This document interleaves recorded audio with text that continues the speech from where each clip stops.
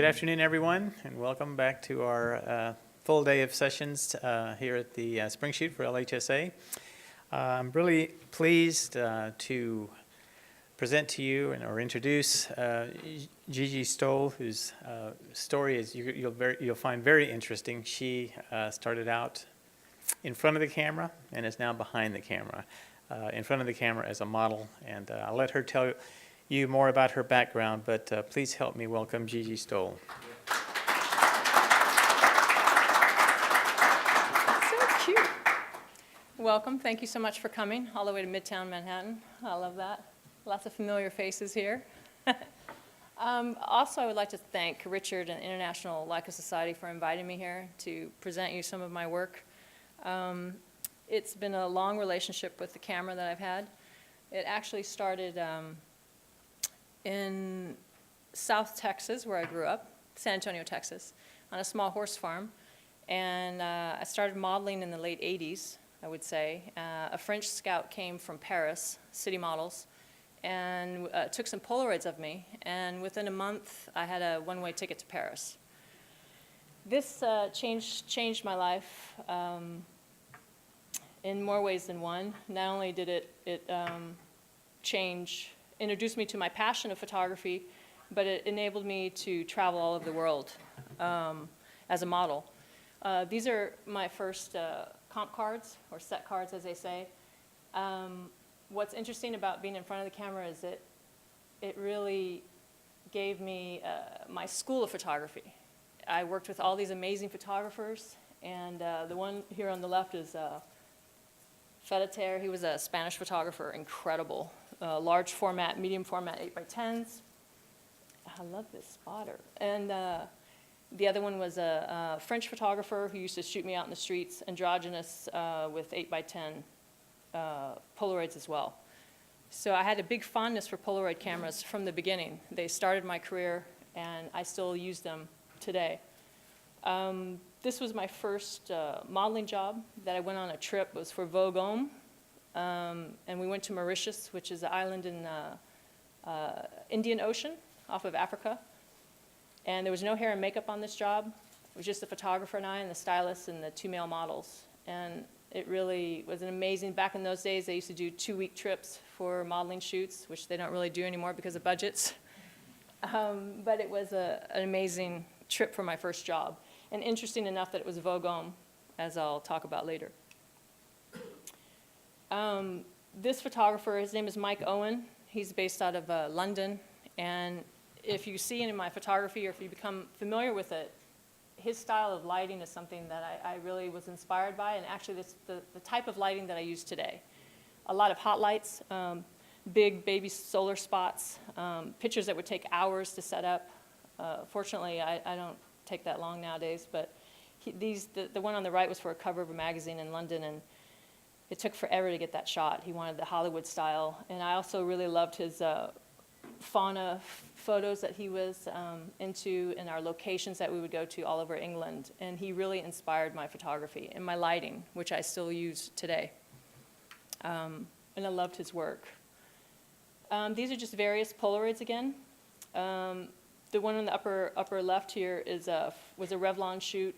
And when I moved to New York in the early 90s, I really started doing advertising then, because in Europe it was all editorial magazine work, which again was a great school for me because I saw how these teams worked, and again the studio work versus location shoots and things like this.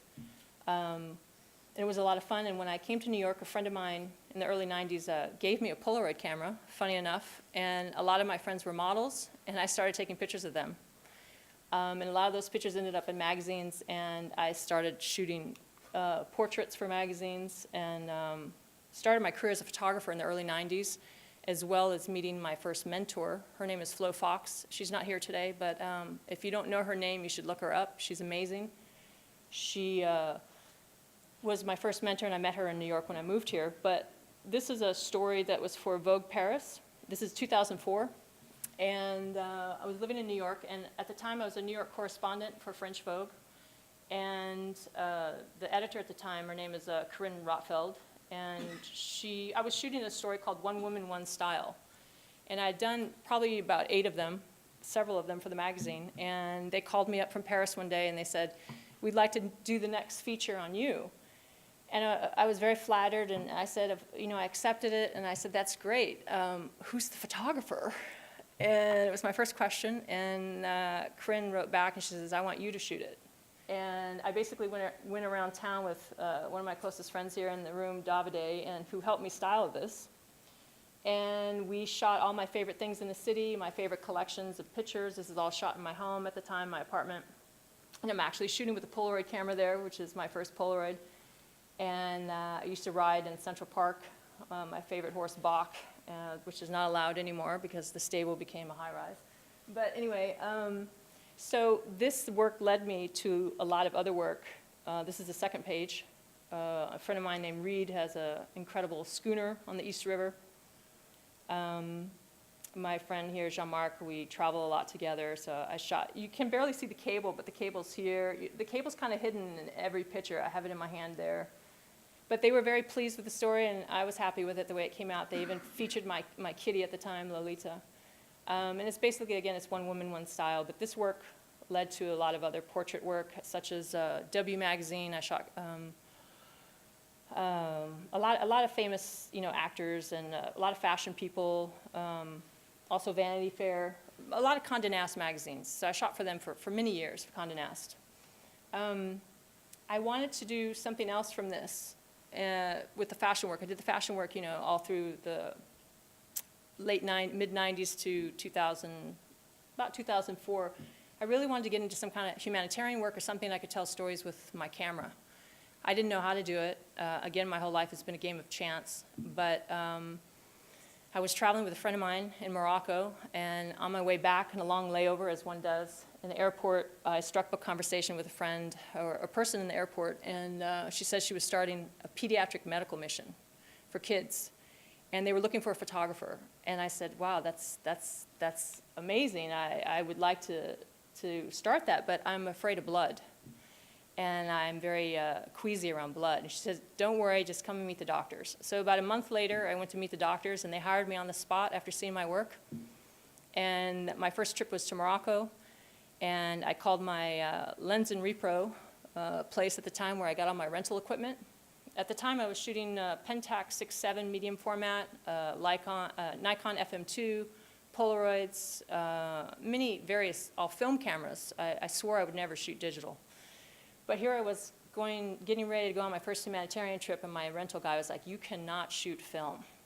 You are going to shoot thousands of images. You cannot. And I said, what am I going to do? And he says, who's your favorite camera, if you could name anybody? And I said, well, my favorite optics would be Leica. He says, I know a man from Leica. And again, by chance, again, as things happen in my life, the gentleman called me. I never met with them in person, but they saw my website, they saw my work, and Andreas Kaufman approved the humanitarian side, and he was very supportive of that. And before I left for my trip to Morocco, my first humanitarian mission, I received a box of Leica equipment.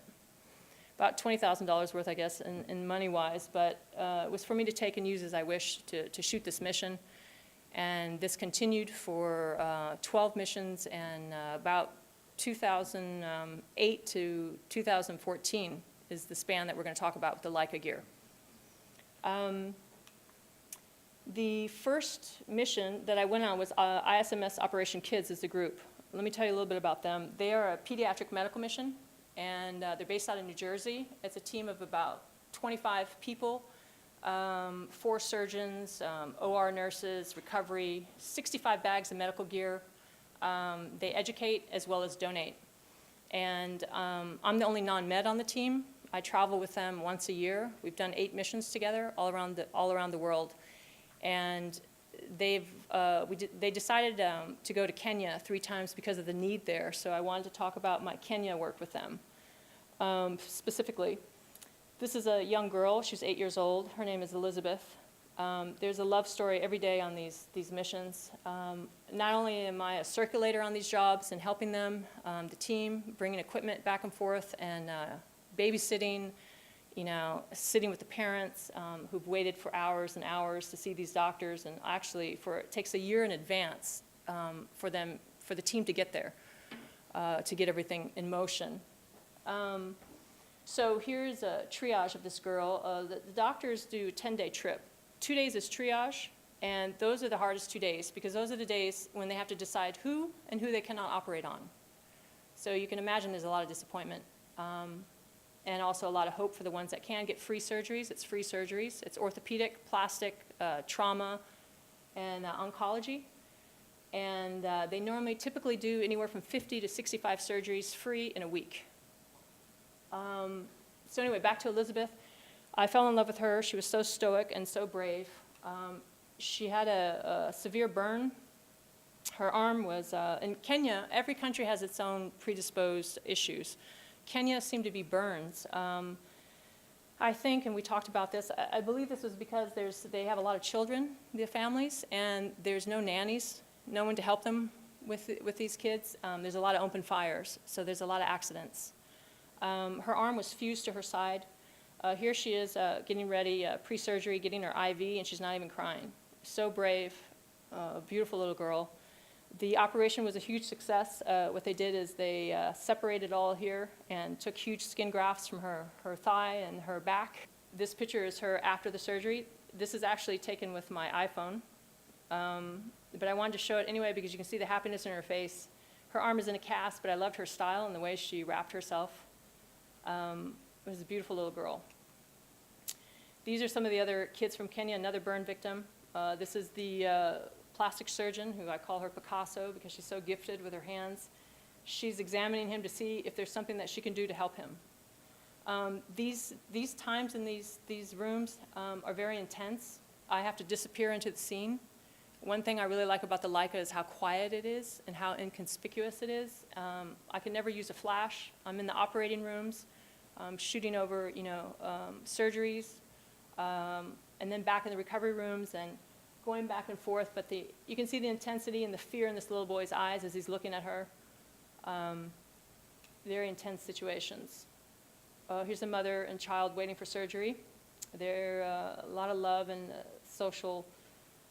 You learn a lot about culture and these trips. Some people think it's glamorous to go on all these missions, but we come back exhausted, and we normally need another mission after just to recover. And as a photographer, I'm having to live it twice because I have to edit the pictures. So I may come back with 2,000 images. I may have to spend the next 3 months going through all the photos again to take those 2,000 down to 100, down to 20, down to 10, down to 5, and then to the money shots. They're used for fundraisers, for websites, and advertising for this particular team. These are just more various pictures. This is a very powerful image to me. The surgeon, this is a plastic surgeon again, Dr. Stephanie Cohen-Walsh here. This is the mother in the back, and this woman here is an oncologist. And they're all trying to figure out what they can do to help this boy. They did perform a surgery to take off part of the skin, is what she's doing here, and helped him so he could have a bit of a better life in Kenya with his family. A young family here waiting for surgery, and also one of their kids to be examined by a doctor. Young mother with her kid that has a very bad tumor. Another success, they were able to remove this large tumor in his face. The stories are endless. I could go on and on, but this young boy, again, is an orphan. We found him when we were filling out the paperwork here. We wanted the names of his family, someone that we could, he was brought in as an emergency case, somebody that we could call to notify. He had no parents, no family, no next of kin, no friends, nothing, just him. He had a motorcycle accident. He came in smiling, and he left smiling. The doctors fixed his arm, and he went on his way. And again, this is Kenyan joie de vivre, as you say. Very beautiful way of life, having nothing, but still smiling. This is a money shot, as Richard was saying earlier. It's very hard to get a money shot, even out of 2,000 images. You may be shooting all day, and sometimes I have 5 minutes with a person and their kids. And here he's reaching out, and they use this a lot in their advertising. In this particular picture for Operation Kids. Another boy waiting for surgery. A lot of these kids had to be 2 and 3 to a bed. They didn't have any change of clothes. They didn't have any shoes. But again, they're still smiling. Another kid with a fused fingers here. The doctors were able to separate all of this so that as an adult she would have full use of her hand. A lot of plastic surgery here in Kenya, again. And also orthopedic as well. This is a pre-surgery room. Again, you see 3 or 4 people to a bed, and they sleep like this at night in the ORs. And we also, of course, there is this is a bilateral cleft lip, a very severe one. This girl's name is Josephine. And the great thing about Kenya that I wanted to say is that we were able to go back 3 times. So I was able to see this girl two years later. And when we first met her, she didn't talk to anybody. It was an outcast in school, and everybody made fun of her. And the doctor, Dr. Cohen here, is performing the surgery. And this is 1 hour after surgery. Obviously now, and by the next time that I saw her 2 years later, her whole life changed. And funny enough, I don't have a picture of it here, I didn't want to share, but her father had the same exact bilateral cleft lip. This team does not do adults, but in this special case, they decided to fix the father too. And for the first time, he could go home and kiss his wife and, see his friends. And it was these kind of stories make it all worthwhile for these kind of missions. This is another doctor. His name is Dr. John Walsh. They do a clinical side where they go out into the field where the kids cannot come into the hospital to see us. So out of those 5 days of surgery, maybe 2 of the days I'll travel with them to the clinics.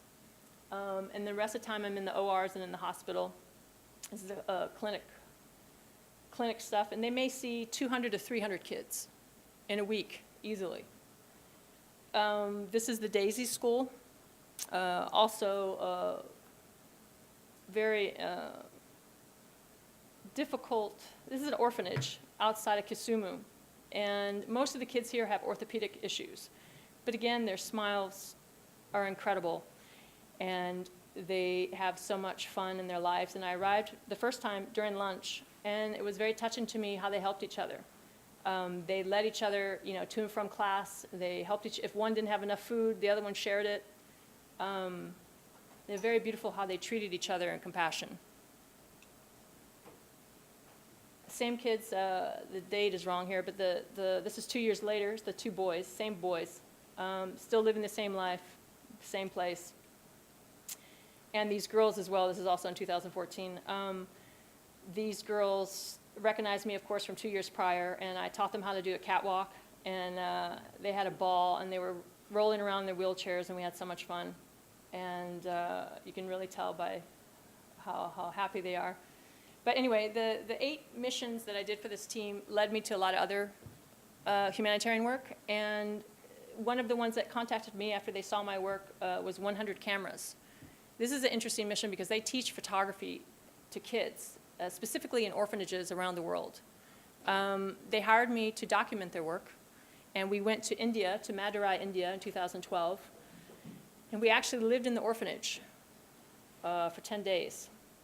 And it was amazing to see. These are some of the girls in class that we went around on field trips. And you can't see it here, you'll see it in another photo, but they're all sitting on the floor. There's no chairs, there's no books, there's no tables, nothing. And they're just so eager to learn. It was very beautiful. These are some of the kids from the actual orphanage. It's called the Russ Foundation in Madurai. And these are some of the kids. And Leica was, we contacted Leica beforehand if they would help us with this mission.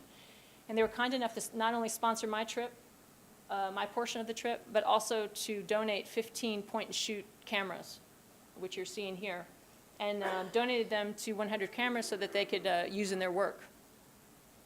Here they are on a field trip, practicing with them, and they're so happy. And what's very interesting is once they got past the technical aspects, you could see them developing their eye immediately, and all the pictures and how differently they were. And 100 Cameras takes these photos and sells them back and gives the money back to the kids. Here they are shooting one another in the colors and learning their cameras. It was a wonderful mission. I love this shot. This is shot outside of a van with a Leica Deluxe 5. And my camera bag is normally a Leica M9, M8, the Leica Deluxe series from 4 to 6 normally, an iPhone, indispensable. That's about it. That's all in my bag. Here we're going in the van. I literally have my hand out the window and taking this shot of these kids. I call it van chasers, and none of them are on the ground. They're so happy and having so much fun just to have their picture taken. That's all they cared about. This is one of the girls from the foundation, Divya, a very beautiful girl. She took, as well, amazing photos. And these are some of the girls in class again. And a young girl in the village that I met. They're just so full of smiles and life and loveliness. And I love this shot because I call this camera crazy. We were playing Simon Says, and I had them mimic everything I did. And they basically went crazy, and I think the next village heard us laughing and how much fun we were having. A lot of fun, these kids. The next mission that I got after this, after people saw this, was Orient Express contacted me from London. And they have a CSR project, which stands for Corporate Social Responsibility. A lot of their travelers and customers donate money to their CSR projects, and Orient Express wanted to show to these people through magazines and websites where their money goes. So they hired me to go to Myanmar and document some orphanages, boys and girls orphanage, and this is the first one. This is Do Pin Orphanage. It's a boy in class. And Myanmar was fascinating. This is in the same orphanage, and it's 4 boys to a bull. About 120 boys in this orphanage, and their main possession is their spoon. They wear it under their belt, and that's all they have, and they're fine with this. This is the older boys, again, taking care of the younger boys. They're making the lunch for the day. Very beautiful how they take care of one another. They don't have any family, but they're each their own family. They take care of one another as if, this is all they have. These are some of the rooms where they live on the plan, on the orphanage here. This is a girls' orphanage. Again, you fall in love with all these kids. If I could bring them all home, I would in a second. This is beautiful little girls. And I also love this shot. Sometimes in these pictures on location shoots, I need to go check out the light before. This is a 7 a.m. shot. I needed to go the day before to see what I was going to have to handle. And I got there at 7 o'clock the next morning, and there was a long line. This is a rice donation line. And this one monk turned around and looked at me, and this became a big advertising shot for Orient Express, and I was very happy with. Great missions, and that's pretty much a chunk of what I wanted to share with you, the Leica work that I did. They were kind enough to send a box for me to each mission that I went with and work with. So besides the humanitarian work, I also wanted to share part of my personal work, which is, even when I had shot with film in the 90s, I started a fine art shadow series, which was exhibited a lot, and started sort of a personal collection, shadow series. And I wanted to see how the Leicas could handle it. I started with this in 2008, around the same time, obviously, that I got them. But I wanted to see how the Leica could handle it. And one thing I like about the Leicas is, I shoot, when I'm on location, it's mainly natural light. But when I'm shooting, these is hot lights and specific lighting. And they're so razor sharp, the optics. I can't really compare it to any other camera. And I have a lot of cameras. I have probably a collection of about 35 film cameras at least at home. But I wanted to talk about the shadow series because this is a book project, and I'm collecting all the best ones over years to hopefully one day make a book out of. They're shadows on the body and shadows on the wall. So this particular girl, Topaz, not only do I love her shadow here, but and her body as well, and how they coexist and they're touching one another, in the sense that you never know what the shadow, these are not planned, these shoots. They kind of just happen. They're normally 2-hour sessions, and the models come to me by word of mouth. And the interesting part is a lot of these models will pose for me several years, 6, 7 times. And so that's also going to be an interesting part, because a lot of them change dramatically. each year. This is a girl that I've shot for about 8 years, once a year. Her name is Minx. She has her own comic book under the same name. She's about 6'5". That's taller than me. And she poses, like I said, for me every year, and I love working with her. She always brings a bag full of corsets, and I love the shadow work that we get out of our sessions together. This is another one of her, and I just wanted to show off the Leica optics. You can see every hair. It's razor sharp. I really like to push these cameras to the extreme. I shoot into light around everything I can to get these kind of effects. This is another friend of mine. She's an acupuncturist, and you know, I tell these people to bring something special, and they bring a bag of tricks with them, and she brought her needles with her, and she decided to give herself a treatment while we did the shoot. And I liked the play of the shadows here from the needles and everything, and I was really happy with this. Again, unplanned. Wasn't supposed to be the case. Here's another boy. He's been posing for me, again, probably 6 years at least, and I just shot him 2 weeks ago, and he has 30 pounds of muscle added on and a shaved head. So you can imagine the series I have of him is very different. And lastly, I'd like to talk about my muse, Miss B, I'll call her, without embarrassing her in the room. But I've been shooting her for 7 years, and she's a real beauty. I love her bone structure and her skin tone. It's so pale. It's like a Fellini actress, I find. I can't stop photographing her. I probably could do a whole book on her alone, easily. Again, I just love the skin, and her bone structure is amazing. But I'm going to end with this picture here, but it's just a close-up of her. Again, this amazing combination, and with the Leica, it's just everything I love in a camera all at once. So that's my presentation today.